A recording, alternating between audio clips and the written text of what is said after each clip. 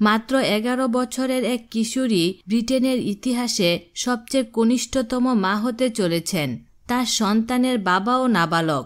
তার বয়স এই কিশোরী মায়ের থেকে মাত্র কয়েক বছরের বড়। চলতি মাসের মধ্যেই এই নাবালিকা সন্তান জন্ম দেবে বলে জানা গেছে।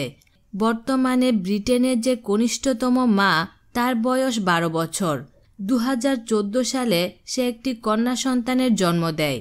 ব্রিটেনে বহু বছর আগে থেকেই নাবালিকা অবস্থায় মা হওয়ার নজির রয়েছে। ব্রিটেনের স্বাস্থ্য মন্ত্রণালয়ের সূত্রে জানা যায়, আজ থেকে 50 বছর আগে নাবালিকা অবস্থায় মা হওয়ার ঘটনা অনেক বেশি ঘটত। সচেতনতা বৃদ্ধিতে প্রচারের ফলে এই সংখ্যা এখন অনেকটাই কমেছে। স্বাস্থ্য মন্ত্রণালয়ের এক সমীক্ষার রিপোর্ট অনুযায়ী শুধুমাত্র 2016 সালে ইংল্যান্ড এবং ওয়েলসে নাবালিকা মায়ের সংখ্যা দাঁড়িয়েছে প্রায় 26,000, যাদের প্রত্যেকের বয়স 19 বা তারও কম। তবে এর আগে কোনো 11 বছরের নাবালিকা মা হয়েছে এমন নজির নেই।